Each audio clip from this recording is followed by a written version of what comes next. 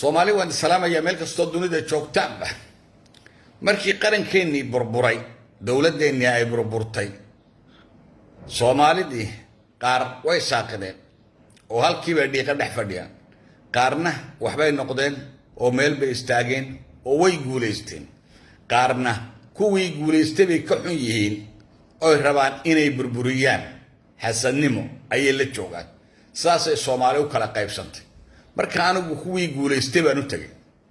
kuwii guuleystay ee dalkoodii dhisay ee dadkoodii hogaamiyay ee qaran Soomaaliyeed sameeyay ee calankii Soomaaliyeed iyo calankii Puntland iyo calankii Khaatumo kor u taagay kuwaasaan booqasho ugu tagay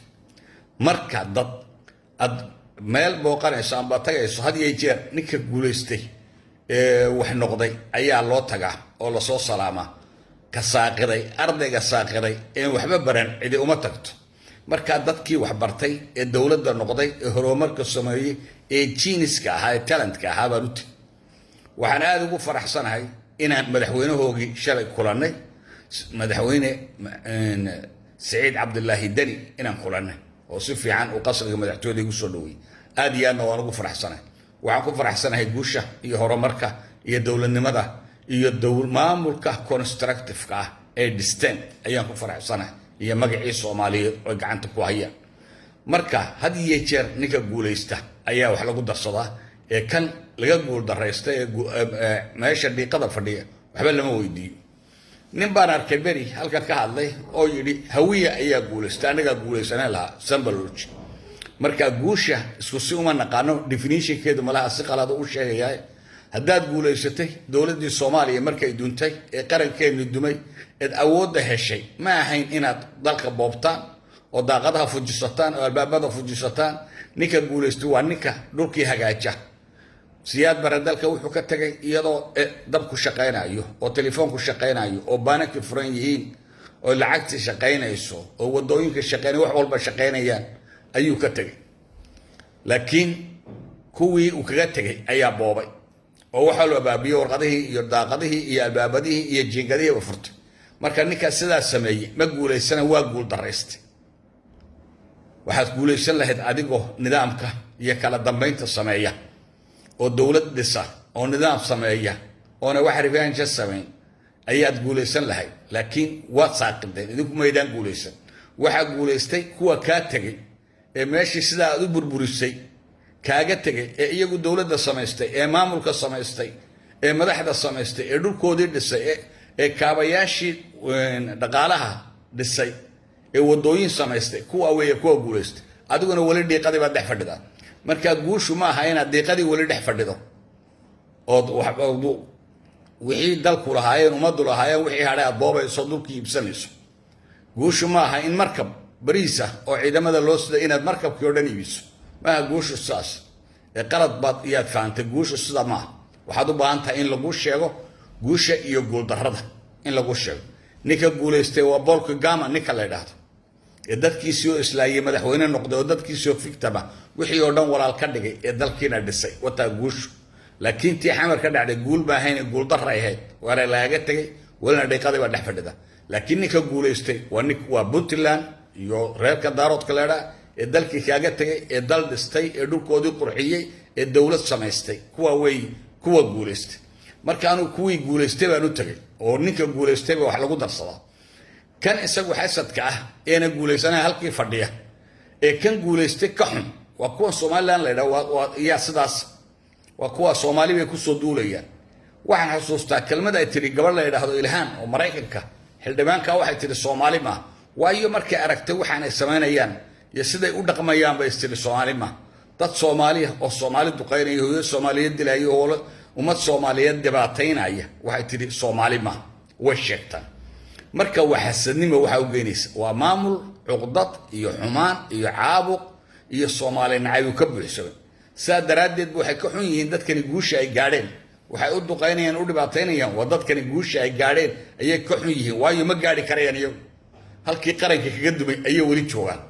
hal wada ay dhakhtar ma sameeysan dhakhtar qura ma sameeysan wixii wada qaranka uu ka tagay wixii uu ka tagay qaranka ayay iibinayaan wada kuma darsan wali waxay ku darsadeen ma jirto halkan aan joogana caasimad weeyaan oo wax walba waa la dhisaya oo waxa kaabayaashii dhaqaalaha ayaa meel walba dhisan iyagu sama samayn karayaan marka siyaasadda iyo inaad xogaamiso iyo dawladnimadu waa talent waxa loo dhasho weeyaan laakiin idinku waa cuqdad baad idin haysa cuqdad baad u dhalateen waa cuqdad waxa idin haysa ciidankiini halkii uu yimid anigu waan soo arkay tukaraqna waan arkay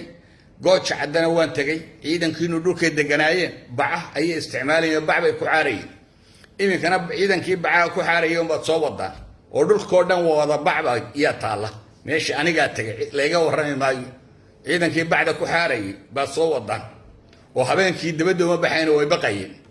markaasay baca isticmaalayeen meeshoo dhan bacba taala kii baad soo wadaan habeen dhaarna waxa tiraahdo waan dagaalamaynaayo qaranka iyagii baa dagaalamayo ciidamada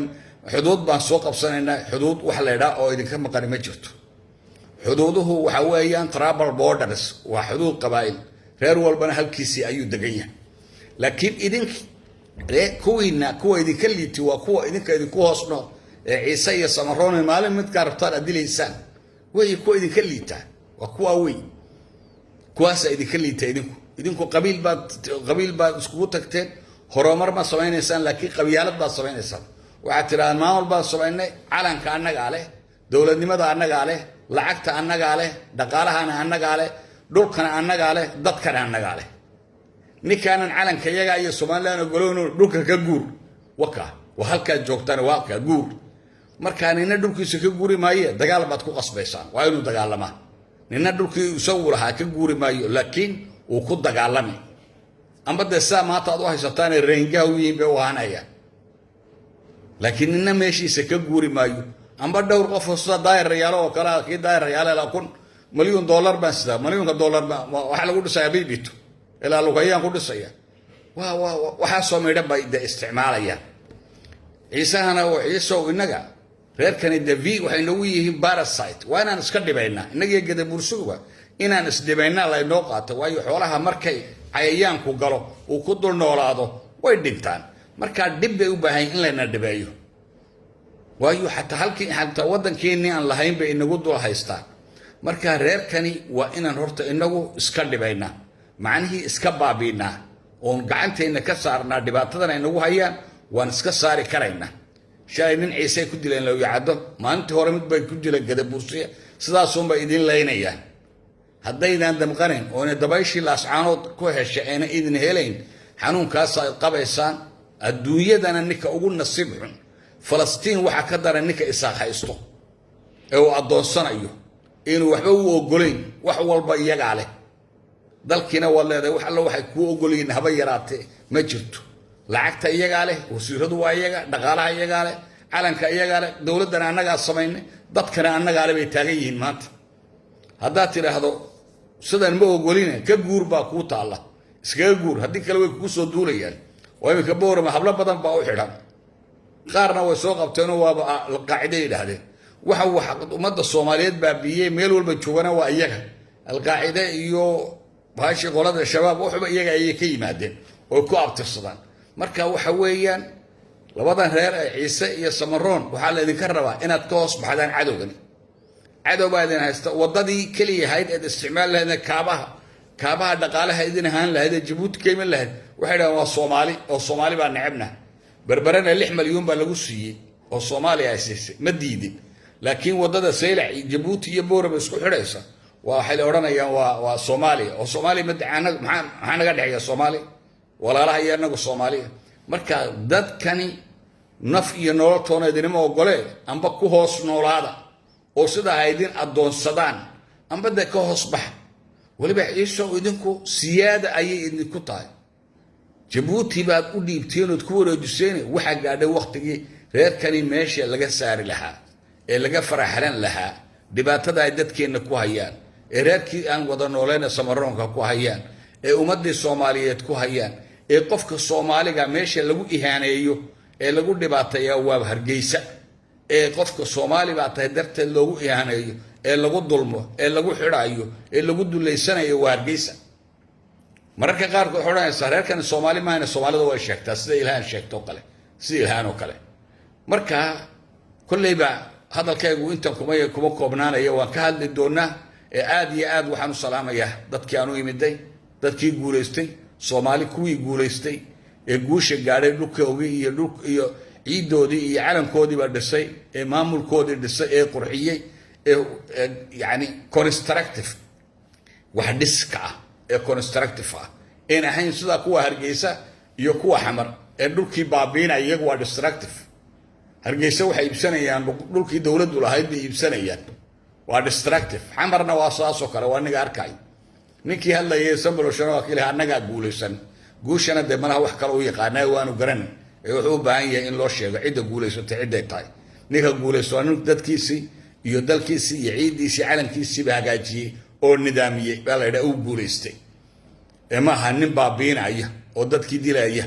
oo dulmaaya oo dhulkii xadaya oo wixii dalka soo galana iibsanaya oo raashinkii ciidanka iibsanaya raashin ciidankii bacaysiteen shalay markuu farmaajo joogana boorsooyin bay xidhnaayeen wata marka guusha si qalad ay u tilmaameen guushu waxay taallaa Puntland bay taallaa dad guulaystay waa dadka Puntland ku nool waa reerka daaroodka la yiraahdo maamuladoodu kuwaas way kuwa guulaystay laakiin idinku waad guul dareysateen kuwan Hargeysa joogana xasad iyo xumaan iyo cuqdad iyo caabuq ay Soomaali u qabaan un bahays laakiin waa la soo afjaray hadii Allah yiraahdo annaga Djibouti nala joogi maayaan haba yaraatay joogi maayaan waan iska dhibaynayna xooluhu markay dhibaatoodaan waa la dhibayaa si ay u caafimaadaan marka reerka waliba habara wala yiraahdo qasab waxa nagu ah inaan iska dhibayno oo waxay gacanta ku hay inaan halkay ka yimaadeen ku celino dhul aynayna la lahayn oo dawlad aynayna la lahayn bay qayb ka yihiin Soomaalina way necab yihiin inaan nidhaahno waqtigiini uu dhamaaday